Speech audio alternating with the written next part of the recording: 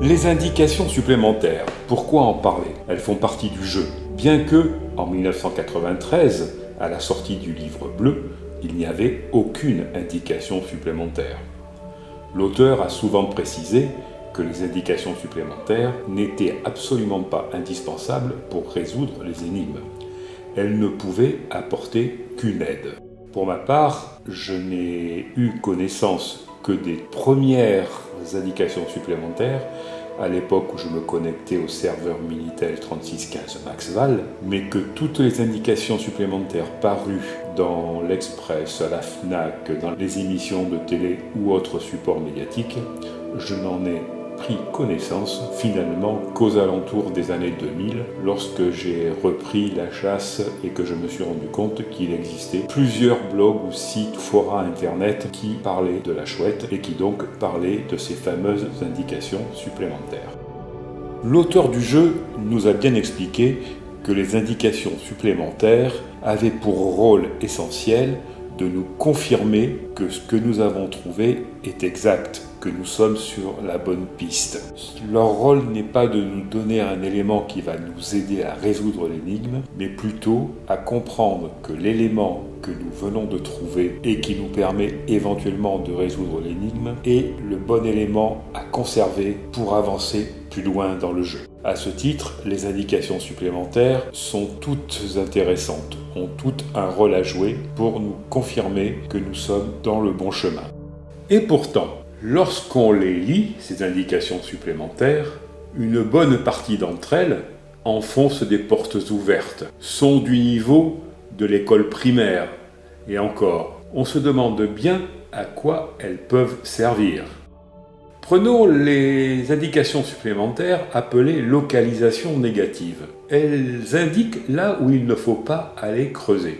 Bien sûr, aller creuser sous le Sacré-Cœur à Montmartre, par exemple, ou aller creuser dans l'église de Saint-Jean-de-Luz est complètement absurde.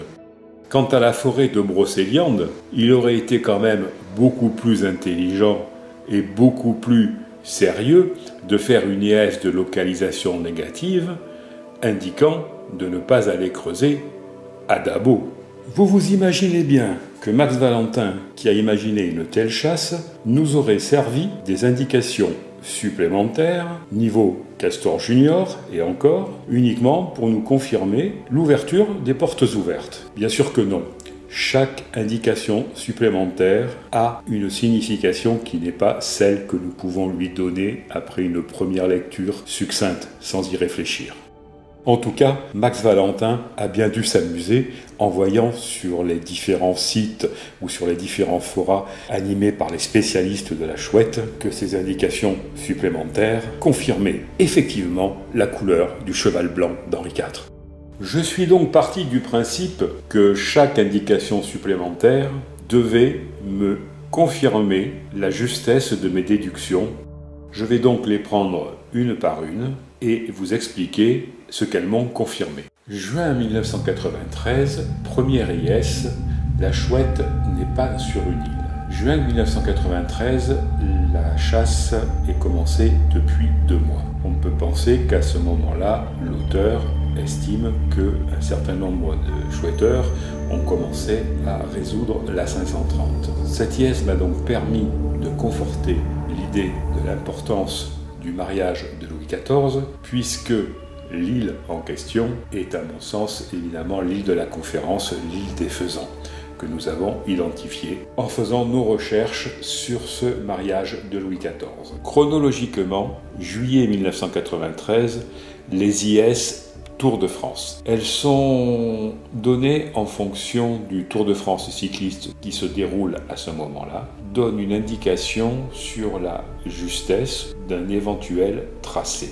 Première IS de cette série, le Tour de France a croisé la flèche d'Apollon. Cette IS m'a beaucoup aidé puisqu'elle m'a permis de valider la flèche d'Apollon Golfe-Juan-Strasbourg, parce que pendant longtemps, j'avais une autre solution, et par conséquent, cette IS m'a convaincu que je faisais fausse route et m'a obligé à reprendre le raisonnement. 16 juillet 1993. IS en 2 parties. Le Tour de France a franchi une ligne. Allusion à la ligne Richelieu-Antibes en 560. Deuxième partie, le champion du monde saurait-il pédaler assez vite pour que son maillot devienne blanc? Énigme B, le disque de Newton.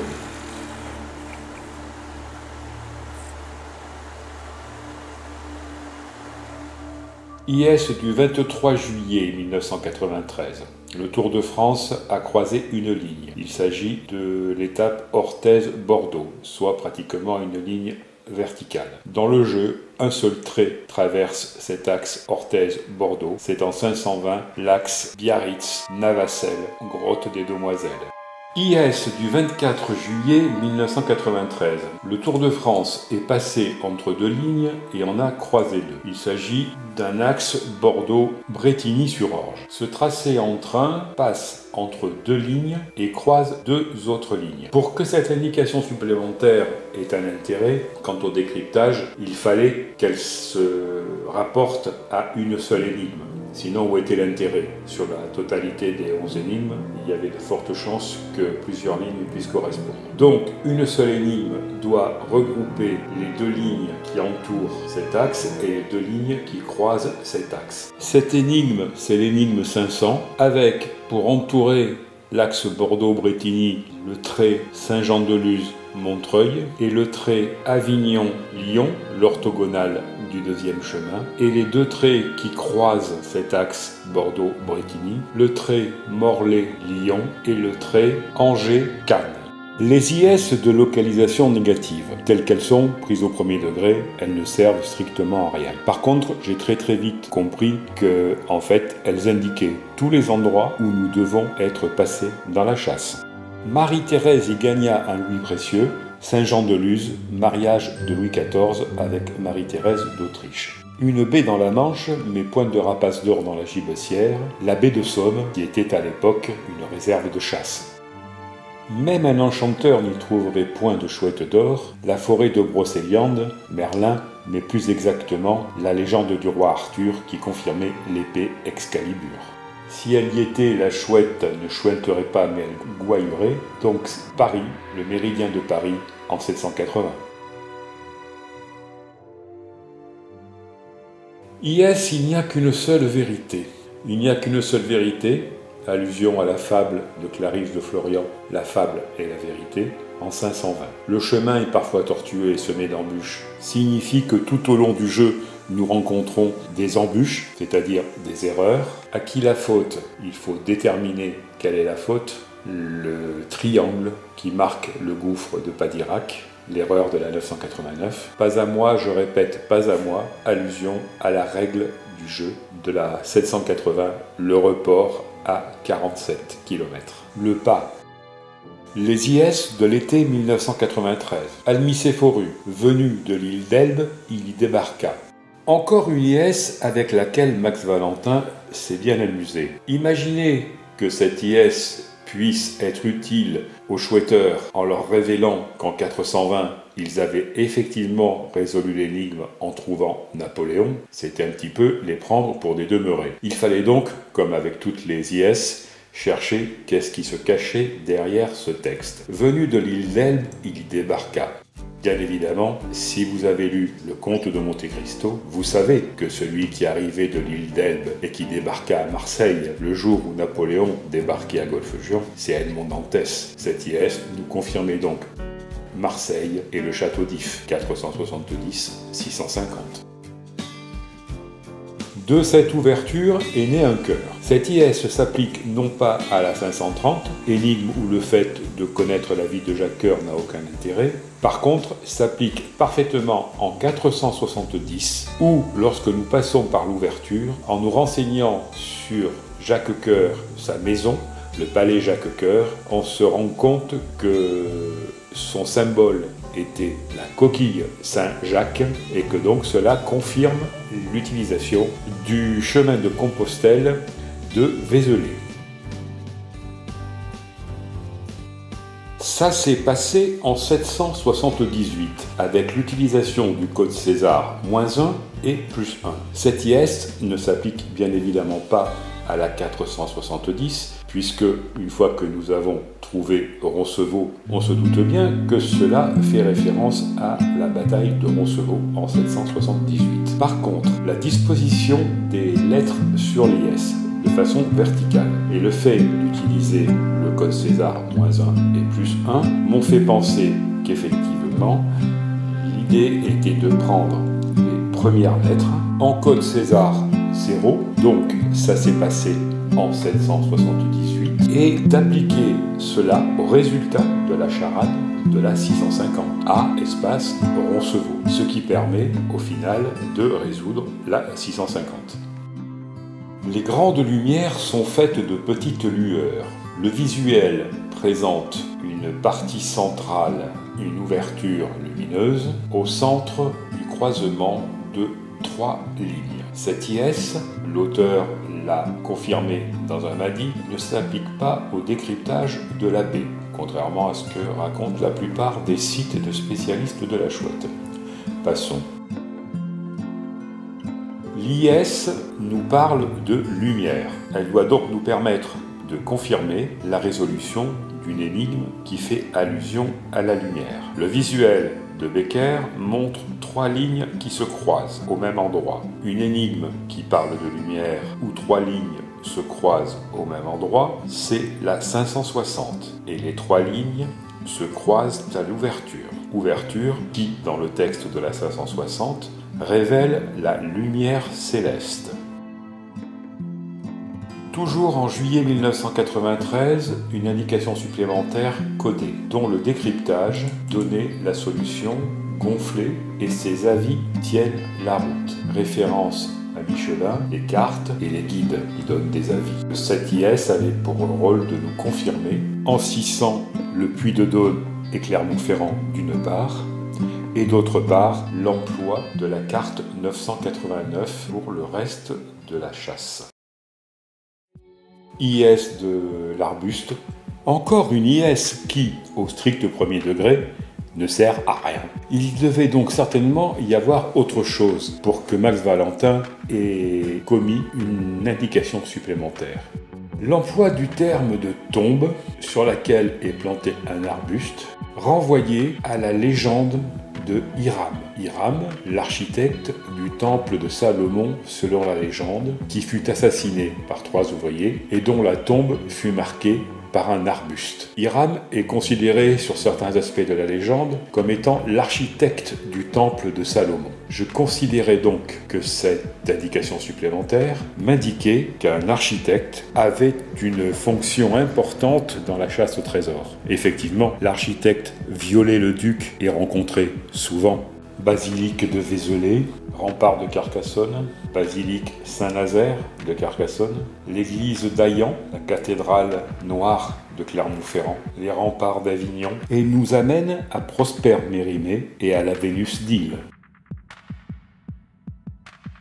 IS des 36 ouvertures. Cette IS parlant d'ouverture, elle va s'appliquer à une énigme où nous rencontrons l'ouverture. Il y a une énigme dans le jeu qui pose problème par rapport à l'ouverture. C'est la 560. La 560 nous dit au début du texte « cherche l'ouverture qui révèle la lumière céleste » et un petit peu plus loin dans le texte « avant de voir par l'ouverture la nef encalminée ». La question s'est posée: y a-t-il plusieurs ouvertures ou une seule? L'auteur répondait par cet IS, il n'y a pas 36 ouvertures, il n'y en a qu'une. Bien, pourquoi 36? C'est ce 36 qui va nous permettre de nous assurer que nous sommes sur la bonne solution. 36 ouvertures, cela évoque 36 chandelles, évidemment. 36 chandelles, ce sont 36 petites lumières. Faisons un petit peu d'alphanumérisme maxien. 36, 6 et 3, 9.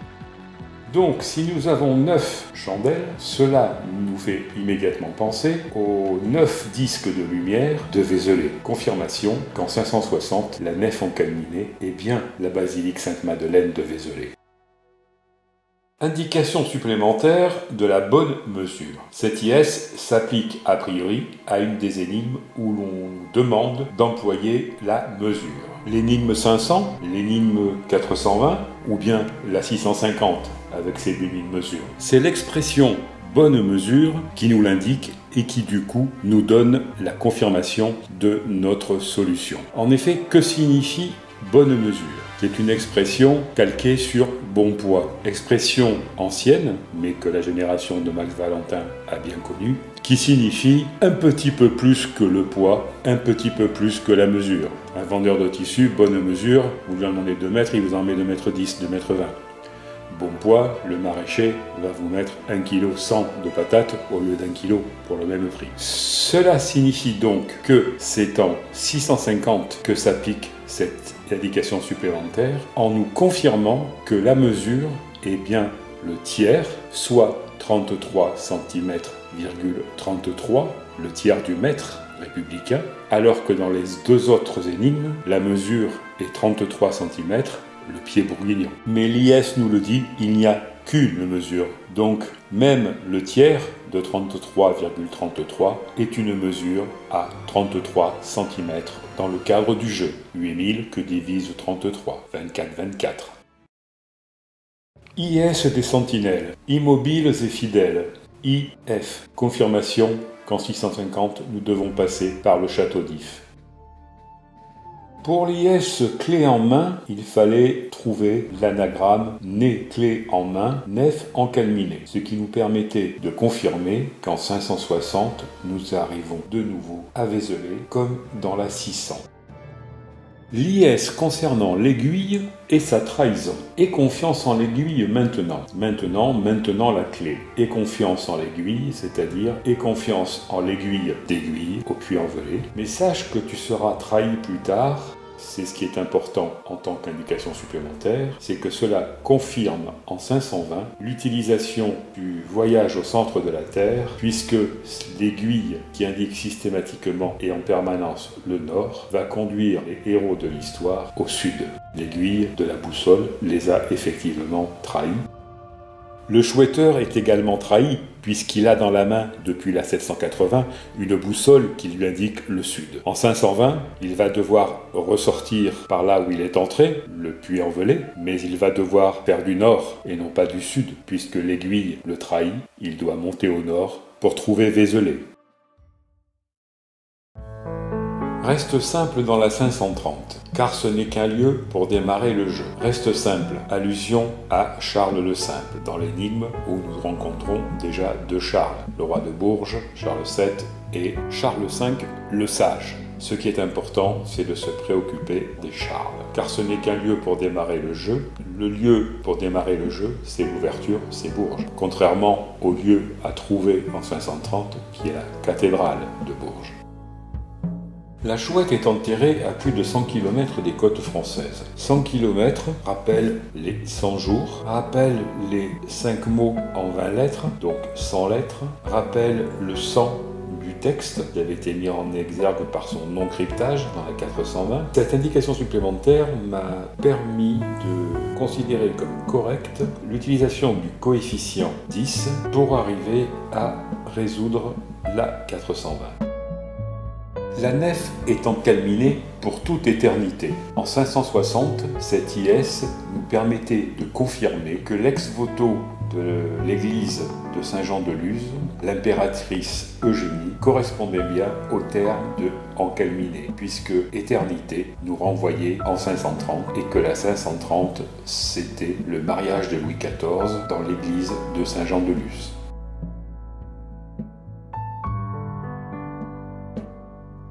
La clarté viendra de 3 habiles rendez-vous en mer Cantabrique, selon l'auteur du jeu, la plus importante, destinée à recentrer les recherches. 3 rendez-vous en mer Cantabrique, c'est l'île des Faisans, l'île de la Conférence, qui se trouve sur la Bidassoa en mer Cantabrique. 3 habiles rendez-vous parce qu'il y eut 3 rendez-vous. Traité France-Espagne, négociation du mariage de Louis XIII, négociation du mariage de Louis XIV. L'île de la Conférence nous renvoyait au mariage de Louis XIV. Mariage de Louis XIV ayant eu lieu dans l'église de Saint-Jean-de-Luz. L'énigme nous dit « la clarté viendra ». Cette IS fait donc référence à une énigme dans laquelle nous rencontrons la lumière. La lumière, nous l'avons rencontrée à différents endroits, mais de façon informelle, nous l'avons trouvée à à Rochefort, en 420.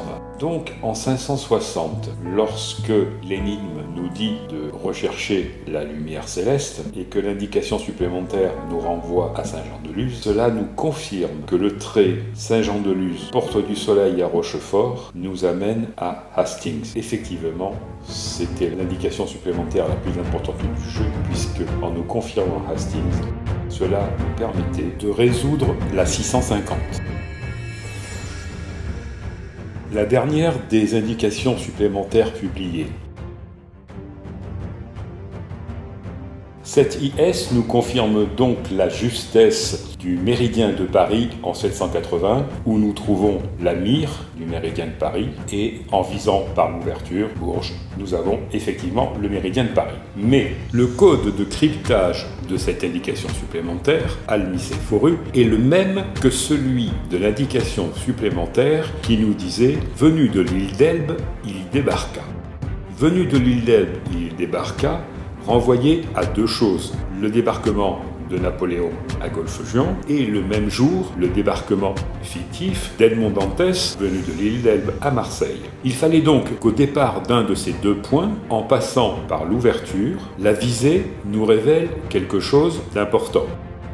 Au départ de Marseille, par l'ouverture, la visée ne donne rien. Par contre, au départ de Golfe-Juan, la visée par l'ouverture, Bourges, donne Cherbourg. Rien de bien neuf sous le soleil, me direz-vous. Golfe-Juan, Bourges, Cherbourg, depuis la 580 et puis après, tout le monde s'en est aperçu.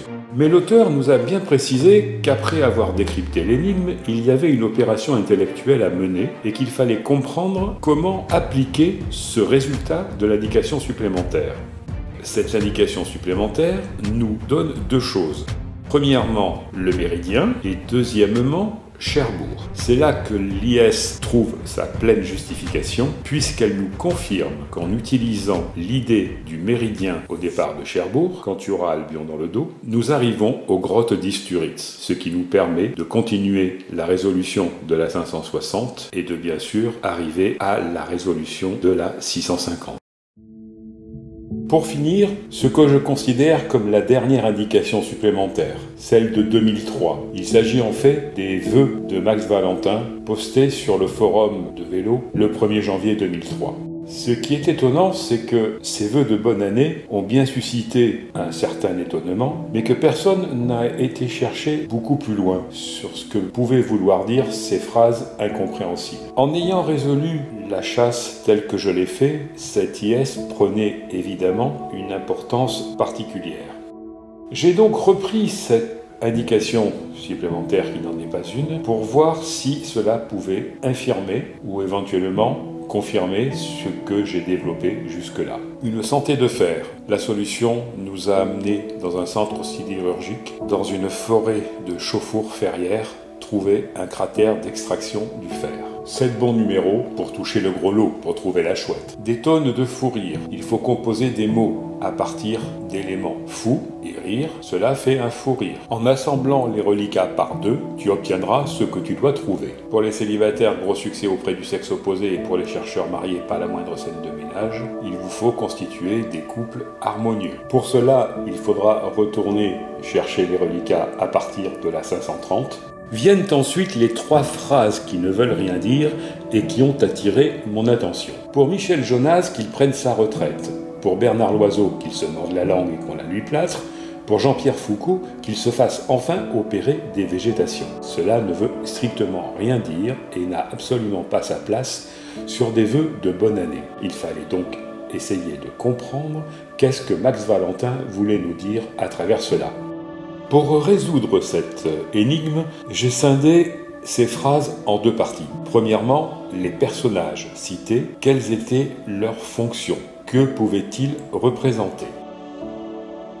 Michel Jonas a sorti fin 2002 un album qui s'appelle « Où vont les rêves ». Bernard Loiseau, chef étoilé, qui représente la Bourgogne avec son restaurant 3 étoiles de Saulieu. Jean-Pierre Foucault, l'animateur de Qui veut des millions. Il fallait ensuite s'intéresser à la deuxième partie de ces phrases. Qu'il prenne sa retraite, qu'il se morde la langue et qu'on la lui plâtre, qu'il se fasse enfin opérer des végétations. Bon, comme nous l'avons vu, c'est loufoque et ça ne veut rien dire. Il fallait donc qu'il y ait un codage. Il fallait en fait prendre le nombre de mots qui composaient la deuxième partie de ces phrases. Qu'il prenne sa retraite, 4 mots. Qu'il se morde la langue et qu'on la lui plâtre, 11 mots. Qu'il se fasse enfin opérer des végétations, 7 mots. Il fallait ensuite imaginer comment exploiter ce nombre de mots. Nous avions le livre bleu sous les yeux avec, la première chose que nous regardons, les titres. Et dans les titres, il fallait prendre ce qui correspondait au nombre de mots de cette seconde partie des phrases. Qu'il prenne sa retraite, 4 mots. Quand tout est révélé, 4 mots. Qu'il se morde la langue et qu'on la lui plâtre,